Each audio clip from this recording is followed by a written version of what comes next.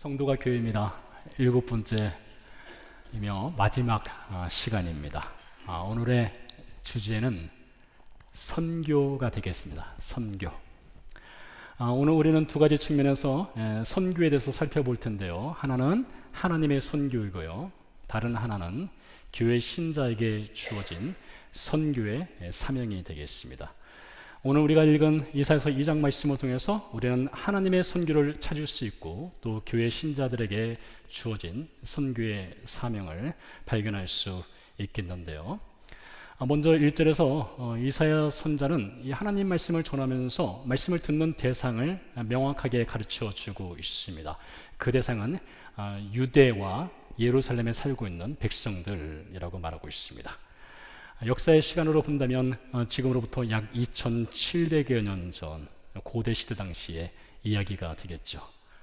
하지만 우리는 하나님 말씀을 들을 때에 그 옛날 이야기로 듣는 것이 아니라 오늘날 우리에게 들려주는 하나님의 살아있는 말씀으로 듣는 마음의 자세가 중요합니다. 하나님 말씀은 살아있습니다. 생명력이 있습니다. 그 말씀은 어제의 말씀이기도 하지만 오늘의 말씀이기도 한 것이죠. 고로 유다와 예루살렘에 살고 있는 백성들에게 전해지는 하나님 말씀은 오늘 이 자리에 앉아있는 우리 모두에게 전해주는 하나님 말씀이라고 할 수가 있겠습니다. 2절로 넘어가서 보게 되면 말일에 여호와의 전에 산이 모든 산 꼭대기에 굳게 설 것이요 모든 작은 산 위에 뛰어나리니 만방이 그리로 모여들 것이라 하였습니다. 자, 구약 성경에서 선자들이 말일, 마지막 시간 혹은 마지막 때를 말할 때는 이중적인 의미가 있습니다. 하나는 하나님의 심판이고요, 다른 하나는 하나님의 회복입니다. 우리가 미가서 말씀을 통해서 배웠지만 하나님께서는 심판하시면서 동시에 회복을 주시는 분이시죠. 하나님의 심판은 심판으로 끝나지 않는다, 반드시 회복으로 이어진다라는 것을 배웠지 않습니까? 자, 이사야 선자는 오늘 마지막 때에 하나님의 심판과 회복에 관한 말씀을 전하면서 이렇게 말합니다.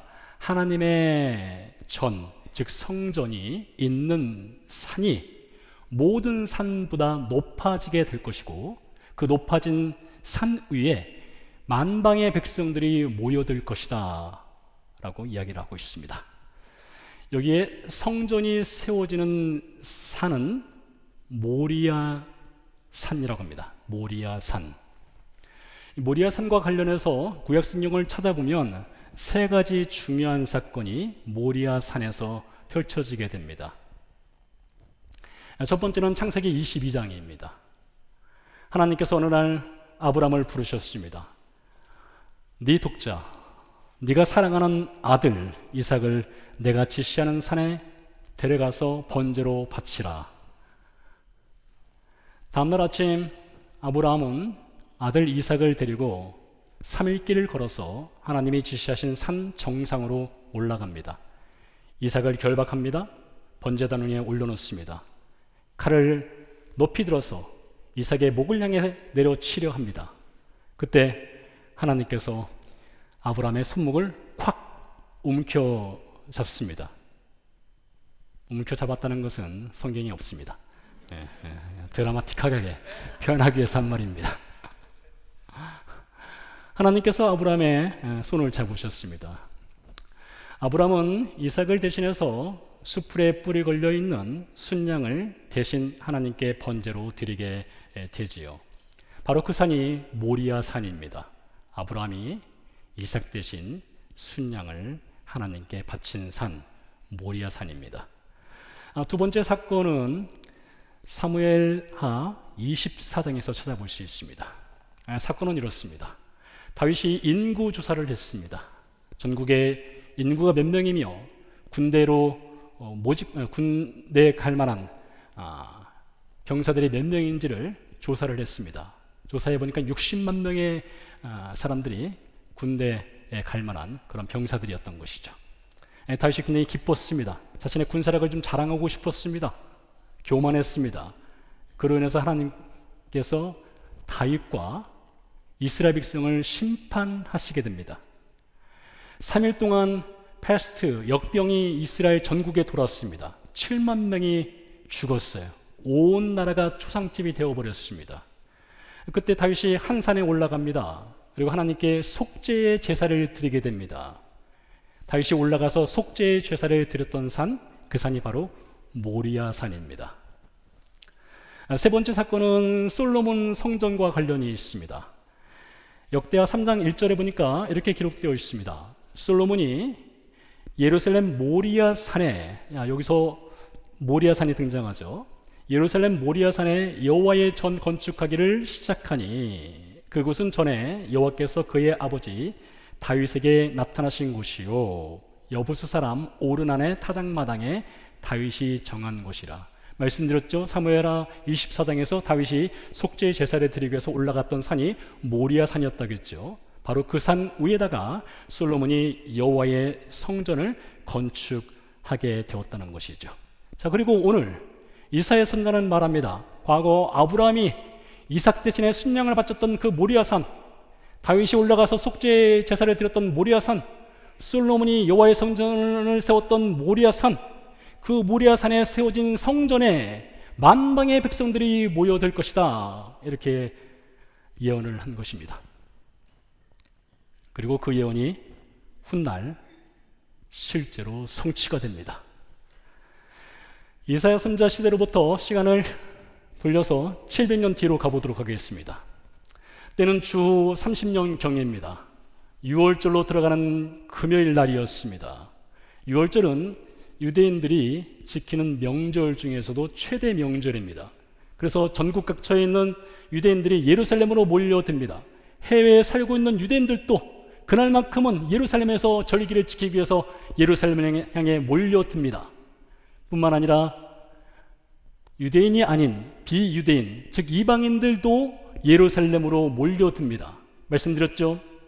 이사야 선지자가 예언하기를 말일에 여호와의 전에 만방의 백성들이 모여들 것이다. 그것이 주 30년경 6월절로 들어가는 날에 만방의 백성들이 예루살렘에 모여들게 되는 것으로 성취가 되는 것입니다. 그런데 그날은 매우 특이한 날이었습니다. 왜 그런가 하면 이 6월절로 들어가는 그 금요일 아침에 그들은 특이한 한 장면을 목격하게 되었기 때문입니다. 그 장면은 바로 예수께서 모리아산 정상에 골고다에서 그분이 십자가에 못 박히신 날이기 때문에 그렇습니다. 만방의 백성들이 보았습니다.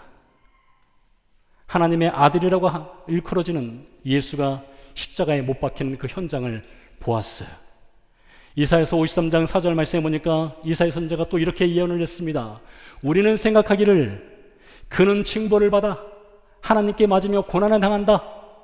그 말인즉슨 사람들이 예수님의 십자가를 보지만, 그 골고다 십자가를 보지만 저 사람은 하나님의 징계를 받은 거야, 저 사람은 죄인이야, 그렇기 때문에 마땅히 십자가에서 죽어야 해, 이렇게 생각한다는 것이죠. 그들은 알지 못했던 것입니다. 그런데 여러분, 예수께서 그날 모리아산 정상에 그 골고다에 십자가에 못 박히게 된 것은 하나님의 계획이었습니다. 하나님께서 보내신 거예요. 누구를요? 예수님을요. 어디로요? 세상으로요. 왜요? 선교사로요. 요한복음 5장에 보니까 예수님이 이렇게 말씀하셨습니다. 나는 나를 보내신 이의 뜻을 행하기 위해 왔다 라고 말했습니다. 여러분, 선교가 무엇입니까? 선교는 보내는 것이고 선교는 가는 것이죠. 하나님이 예수님을 세상으로 보내신 거예요. 하나님의 뜻을 행하라고요. 그래서 예수님은 하나님의 뜻을 행하기 위해서 세상에 오신 거예요. 그리고 그 마지막이 어디입니까? 골고다였어요. 모리아산 골고다의 십자가였던 것이에요. 근데 사람들은 몰랐죠. 그렇게 예수님이 죽었습니다. 장사 지냈습니다. 그래서 하나님의 선교는 그 예수님의 죽음과 함께 멈춰진 것이 아닌가, 아니 실패한 것이 아닌가 라고 생각했을지도 모르겠습니다. 제자들 실망해서 다 도망갔지 않습니까? 하지만 여러분, 하나님의 선교 사전에는 실패가 없습니다. 실패는 없어요. 6월절로부터 시간을 더 돌려서 50일 뒤로 가보겠습니다. 유대인들의 또 다른 명절이 있습니다. 바로 오순절입니다. 오순절로 들어가는 날 아침이었습니다. 사도행전 2장을 읽어보시면 그 내용이 자세하게 기록되어 있는데요. 하나님의 성령이 120명의 예수 그리스도를 믿는 사람들에게 임재하였습니다. 그들이 성령의 충만함을 받게 됩니다. 근데 여러분, 요한복음 16장에 보면 예수님께서 이렇게 말씀하셨어요. 내가 하나님 나라로 가면 내가 또 다른 보혜사 헬퍼를 너에게 보내줄 것이다 했어요. 성령 하나님도 하나님으로부터 보내심을 받은 또 다른 선교사였던 것이죠. 그래서 이 제자들이 하나님의 보내심을 받은 선교사인 성령 하나님으로부터 성령의 충만함을 받게 됩니다. 그리고요, 오전 9시에 정확합니다. 시간이 베드로가 사도행전 2장에서 말해요. 오전 9시에 유대인과 그 자리에 모여있는 만방의 사람들 앞에서 예수 그리스도의 십자가 죽음과 부활에 관한 복음을 전하게 됩니다. 자, 사도행전 2장 8절에 보니까 베드로가 전하는 이 복음 설교로 들었던 사람들의 명단이 등장하고 있습니다. 16개국입니다. 정확하게 16개 나라에서 온 사람들, 거기에는 유대인도 있고요. 거기에는 이방인도 있습니다. 하나님을 전혀 알지 못하는 사람들도 있어요.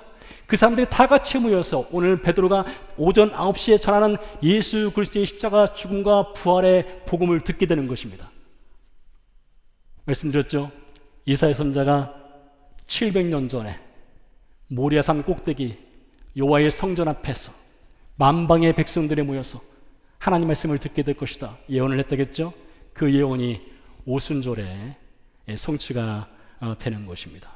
그런데요, 이 16국에서 모인 만방의 백성들이 들었던 하나님의 말씀은 매우 특이했습니다. 그래서 그들이 이렇게 고백합니다. 사도행전 2장 11절 말씀에 보니까 말하기를 우리가 다 우리의 각 언어로 하나님의 큰 일을 말함을 듣는다 했습니다. 하나님의 큰 일, great work, 하나님의 위대한 일을 듣는다라고 말하고 있어요. 자, 그렇다면 베드로가 전했던 하나님의 위대한 일, 하나님의 큰 일의 내용이 무엇일까요? 사도행전 2장은 이렇게 증언하고 있습니다. 2장 36절 말씀에 그런즉 이스라엘 온 집은 확실히 알지니 너희가 십자가에 못 박은 이 예수를 하나님이 주와 그리스도가 되게 하셨느니라. 여러분, 하나님의 큰 일이 무엇입니까? 십자가에 못 박아 죽은 예수 그리스도가 삶의 주인이시요 그리스도, 그분이 유일한 구원자시다. 이것이 하나님의 위대한 일, 큰 일인 것입니다. 2장 38절에 보니까 너희가 회개하여 각각 예수 그리스도의 이름으로 침례를 받고 죄 사함을 받으라. 그러면 성령을 선물로 받으리니. 하나님의 위대한 일, 하나님의 큰 일 무엇입니까? 예수 그리스도의 십자가 죽음을 통해서 죄 사함의 은혜를 주신다는 거예요. 이게 하나님의 큰 일인 거예요. 2장 39절에 보니까 이 약속은 너희와 너희 자녀와 모든 먼데 사람 곧 주 우리 하나님이 얼마든지 부르시는 자들에게 하신 것이라 했습니다. 하나님의 위대한 일, 하나님의 큰 일이 무엇입니까? 얼마든지 구원하시기를 기뻐하시는 하나님, 이것이 바로 하나님의 위대한 일이고 하나님의 큰 일인 것이죠. 하나님은 하나님의 큰 일을 행하시기 위해서, 하나님의 선교를 행하시기 위해서 그 아들 예수님을 세상에 보내신 것입니다. 그 아들 예수님은 십자가에서 죽으신 거예요. 성령 하나님은 그것을 가르쳐 주신 거예요. 그래서 그날 예수 그리스도를 믿게 된 사람이 3,000명이 있었습니다. 그날뿐인가요? 아니죠. 여러분들이 지금 오늘 이 자리에 앉아 있게 된 것, 이 자리에서 하나님을 예배하는 예배자가 된 것은 하나님의 선교의 결과입니다. 하나님의 큰 일의 결과예요. 큰 일의 결과, 하나님의 선교의 결과로 우리가 오늘 이 자리에 앉아서 하나님을 예배하는 것입니다. 그런데요, 하나님은 홀로 선교하시는 분이 아니십니다. 하나님은 하나님의 부르심을 받고 구원받은 신자를 하나님의 선교에 동참하도록 부르시는 분이세요. 모든 신자는 이해 없이 하나님의 선교로 부르심을 받았습니다. 자, 그렇다면 하나님이 우리 신자에게 주는 선교의 사명은 무엇입니까? 일반적으로 우리가 선교를 말할 때 선교는 보내심을 받는 것입니다. 가는 것이에요. 그래서 마태복음 28장 19절 말씀에 보니까 가서 제자를 삼으라 했습니다. Go and make disciple 이렇게 말씀했어요. 선교는 가는 것입니다. 보내심을 받고 가는 거예요. 사도행전 1장 8절 말씀에 보니까 성령이 우리에게 임하시면 땅끝까지 이르러, 즉 땅끝까지 가서 예수의 증인이 되라 하였습니다. 그래서 선교의 일반적인 원칙은 부르심을 받고 보내심을 받고 선교 현장으로 달려가는 것입니다.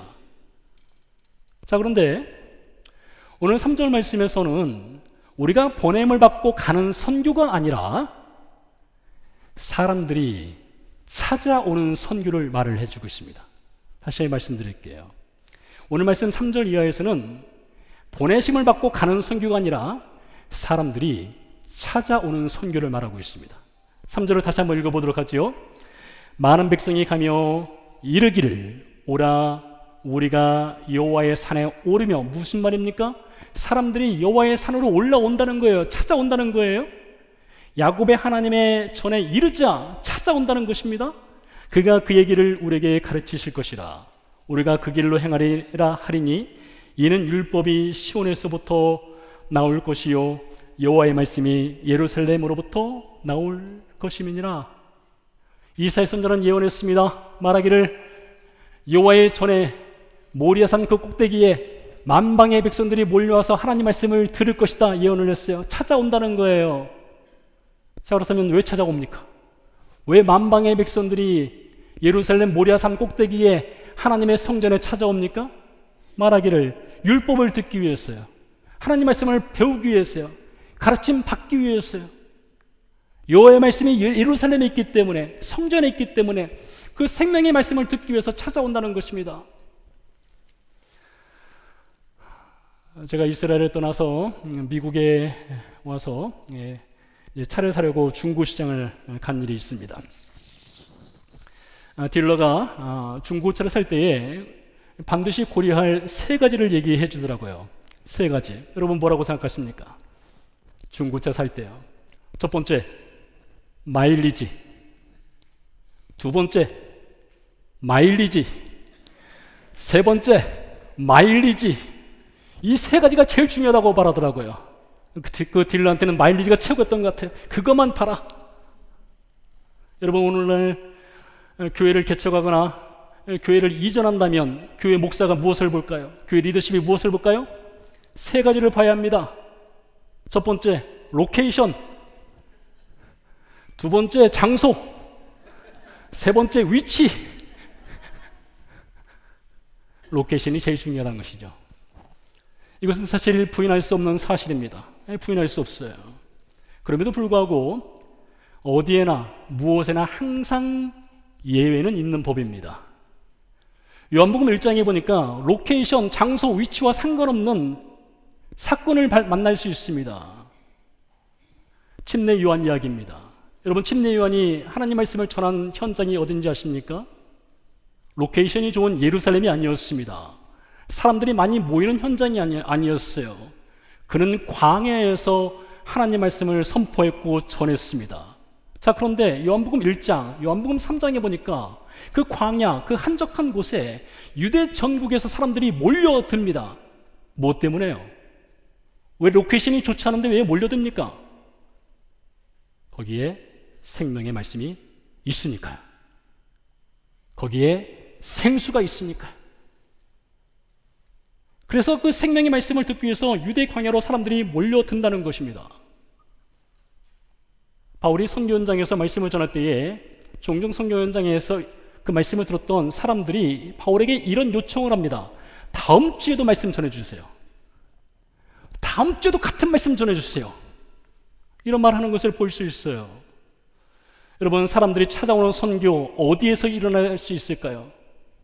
사람들이 찾아오는 선교는 생명의 말씀이 있는 곳에서 찾아오는 선교가 일어나게 됩니다. 여러분, 목사에게 주어진 사명이 바로 그것입니다. 목사에게 주어진 사명은 생명의 말씀을 준비하는 거예요. 여러분, 신자의 사명이 무엇인지 아세요? 신자의 사명은 우리에게 세상 얘기하지 마세요. 우리에게 복음을 들려주세요. 우리에게 생명의 말씀을 들려주세요. 이 요구를 해야 하는 것이 신자의 사명인 것이고, 목사는 생명의 말씀을 전하는 것이 목사의 사명인 것입니다. 그 현장에 찾아오는 선교가 일어나게 되는 것입니다. 또 사람들이 찾아오는 선교, 어디에서 어떻게 일어날 수 있을까요? 3절을 다시 보니까 이렇게 말하고 있습니다. 우리가 그 길로 행하리라 하였습니다. 우리가 그 길로 행하리라. 그러니까 그 만방에서 모여든 사람들이 하나님 말씀을 듣고 마는 것이 아니라 그 길을 따라 살겠다는 것이죠. 성경 야고보서는 이렇게 말하고 있습니다. 우리가 듣기만 하고 행하지 않는 것은 자신을 속이는 것이라 말하고 있습니다. 성경은요, 듣는 것을 믿음이라고 하지 않습니다. 행하는 것을 믿음이라고 말하고 있습니다. 제가 가끔 주일 예배를 마치고 나서 우리 신자들로부터 카톡을 받을 때가 있습니다. 오늘 말씀 들은 거 꼭 실천해 보겠습니다. 말씀 읽기 하고 있어요. 저 기도하고 있어요. 이런 메시지를 받을 때가 있어요. 얼마나 기쁜지 모릅니다. 얼마나 감사한지 몰라요. 사람이요, 얼마나 멀리 갈 수 있는지, 지금 자신의 체력이 어느 정도인지를 그 한계를 알기 위해서는 해봐야 알 수 있는 것입니다. 필드로 가서 해봐야 알 수 있는 거예요. 믿음도 그런 것입니다. 믿음은 듣는 것이 아닙니다. 믿음은 행하는 것입니다. 해봐야 믿음의 수준을 알 수 있는 것이지요. 이사야 선지자가 말합니다. 만방의 백성들이 여호와의 성전에 올라와서 그들이 말씀을 듣는 것으로 멈추는 것이 아니라 우리가 그 길로 행하리라.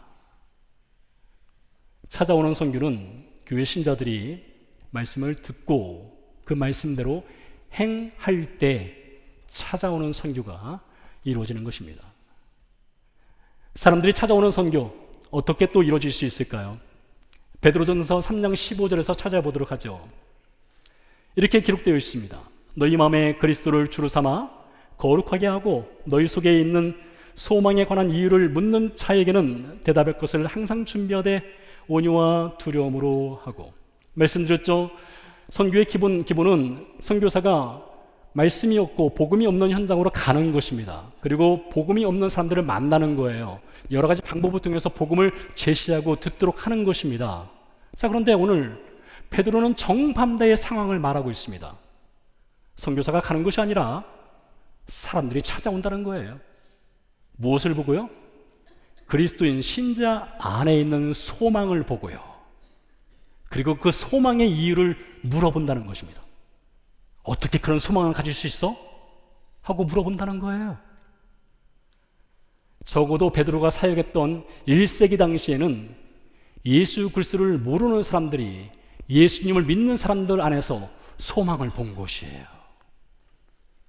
그래서 그 소망을 갖고 있는 신자들이 그들에게 답할 것을 준비하라 라고 말하고 있는 것이죠.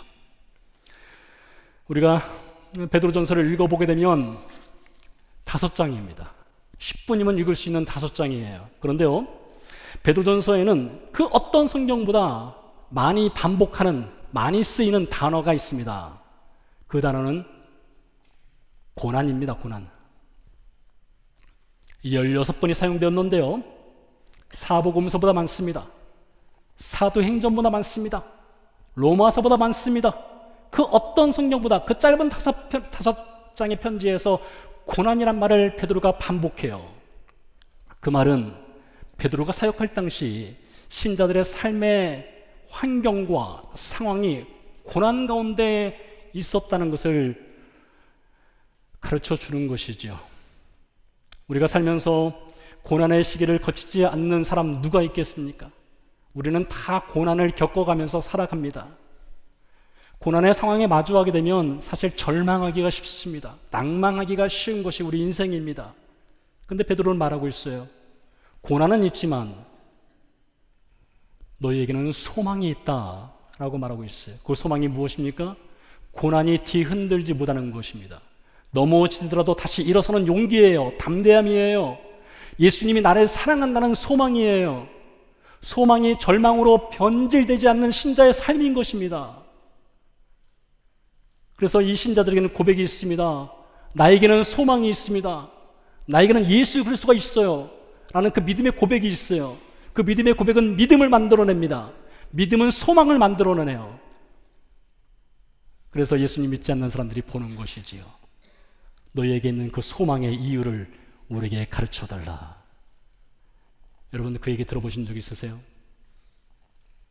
예수님을 믿지 않는 사람들이 우리를 보면서, 우리의 삶의 형편을 보면서 너에게 있는 소망이 무엇이야? 그 소망의 이유가 무엇이야? 그 질문을 받아보신 적 있으십니까? 다시 베드로전서 3장 15절에 보니까 너희 마음에 그리스도를 주로 삼아 거룩하게 하고라고 되어 있습니다. 언제 찾아오는 선교가 일어나게 될까요? 신자들의 삶 속에 거룩함이 만들어질 때입니다. 거룩이 무엇입니까? 구약성경 레위기에 보면, 레위기는 거룩에 관한 책이기 때문에 거룩에 관한 말씀들이 참으로 많습니다.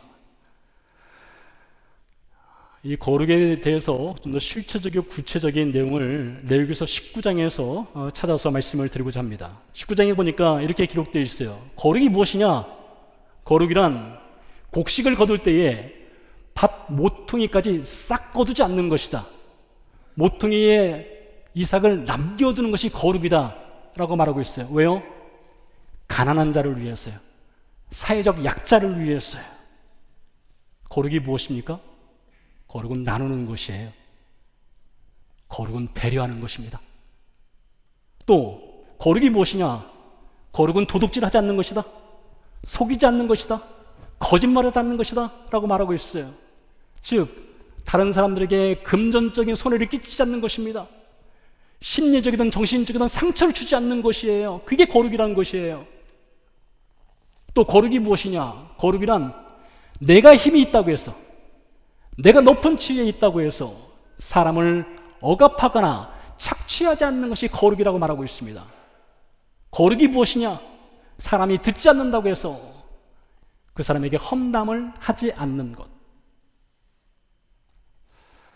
험담하지 않는 것이 거룩이다 이렇게 말하고 있습니다. 영화 친절한 금자씨의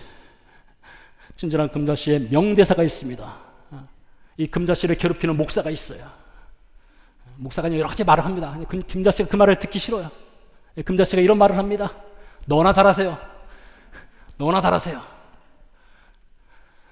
여러분 우리는 너나 잘하세요 그거보다는 나라도 잘하자. 나라도 잘하면 여러분 거기서 선교가 일어납니다. 나라도 잘하자. 그러면 거기서 거룩의 씨앗이 뿌려지는 거예요. 거룩이 자라는 것입니다. 그것을 보고 사람들이 찾아오는 것입니다. 또 언제 사람들이 찾아오는 선교가 일어나게 될까요? 본문 4절은 이렇게 증언하고 있습니다. 그가 열방 사이에 판단하시며 많은 백성을 판결하시리니 무리가 그들의 칼을 쳐서 보습을 만들고 그들의 창을 쳐서 낫을 만들 것이며 이 나라와 저 나라가 다시는 칼을 들고 서로 치지 아니하며 다시는 전쟁을 연습하지 아니하리라. 이사야 선지자가 예언을 했습니다. 전쟁의 때가 끝날 때가 올 것이다.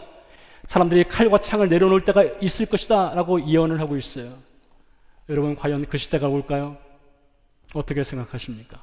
인류 역사를 보면 사람들이 전쟁을 하지 않은 때는 한 달도 되지 않습니다. 여기저기서 끊임없이 전쟁이 있었고 있을 것입니다. 과연 이사야 선지자의 이 예언, 사람들이 칼과 창을 내려놓고 서로 평화의 악수를 하는 때가 과연 올 수 있을까요? 우리는 성경을 믿는 사람들입니다. 그때는 반드시 올 것입니다. 언제일지 모르지만 그때는 반드시 올 거예요. 그런데요, 그때가 오기 전에, 사람들이 칼과 창을 내려놓기 전에 교회 안에서 신자들 사이에 칼과 창을 내려놓아야 합니다. 우리는 말의 창을, 혀의 칼을 내려놓아야 됩니다. 그때 교회 안에서 평화, 샬롬이 만들어져요. 당신은 내 마음에 꼭 맞는 이라는 정지용 시인의 시가 있습니다. 여러분 신자가요, 우리가 교회 생활하면서 내 마음에 꼭 맞는 사람을 만나면요, 그건 정말 럭키한 것입니다. 여러분, 신앙생활하면서 내 마음에 꼭 맞는 사람들 있죠? 저 사람 만나면 정말 기분이 좋아, 코드가 맞아, 내 마음에 꼭 맞아, 이런 분들이 있습니다. 감사한 일이죠. 그런데요, 만일 우리가 내 마음에 꼭 맞지 않는 일을 만나게 되면 그건 엄청난 복입니다. 위대한 일이 시작되는 거예요. 내 마음에 꼭 맞지 않는 일을 만나게 되면 찬양 한 곡이 떠오릅니다. 시작됐네, 우리 주님의 능력이 나의 삶을 다스리고 새롭게 하네. 여기까지. 이제 시작된 겁니다. 내 마음에 꼭 맞지 않는 일을 만나게 되면 이제 시작되는 거예요. 우리의 카펜터, 우리의 목수이신 예수님이 정과 끈을 들고 내 마음을 만져주는 때가 온 거예요.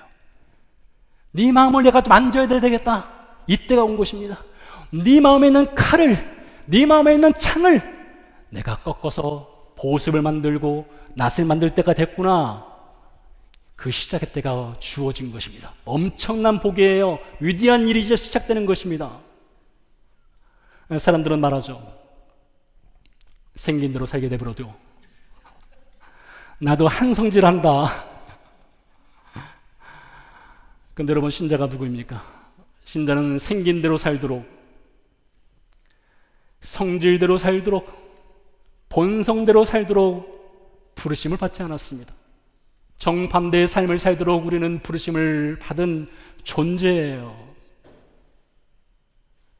생긴 대로 살지 않을 때에, 성격대로 살지 않을 때에, 본성대로 살지 않을 때에 그것을 보고 찾아오는 선교가 일어나게 되는 것입니다. 가라, 제자를 삼으라, 주의 선교의 명령 앞에서 우리는 다양한 방법으로 이것을 실천할 수 있습니다. 우리는 기도로 선교 현장에 있는 선교사님을 도울 수 있어요. 중보할 수 있습니다. 동역할 수 있습니다. 우리는 물질을 드림으로 선교 현장의 선교사님들을 도울 수 있습니다. 우리는 미션 트립을 통해서도 선교를 경험할 수 있을 것입니다. 그리고요, 지금 당장 이 자리에서 우리가 실천할 수 있는, 찾아올 수 있는 선교의 사명을 감당할 수 있습니다. 어떻게요? 생명의 말씀을 전하고 생명의 말씀을 듣기를 사모함, 그것을 통해서요. 어떻게요? 말씀을 듣고 끝나는 것이 아니라 그 말씀을 따라, 그 길을 따라 사는 삶을 통해서요. 어떻게요? 절망이 있다 하더라도, 고난이 있다 하더라도 내 안에 있는 소망, 예수 그리스도를 붙잡음으로써요. 어떻게 해요? 거룩한 삶을 사모할 때요. 생긴 대로, 생각대로, 성격대로, 본성대로 살지 아니하고 샬롬의 악수를 하고 평화의 악수를 하고 포옹을 하는 신자 공동체가 이루어졌을 때에 찾아오는 선교, 그 선교가 이루어지는 것입니다. 그리고 우리는 이 모든 찾아오는 선교를 감당하도록 부르심을 받은 신자 공동체입니다. 함께 기도하도록 하겠습니다.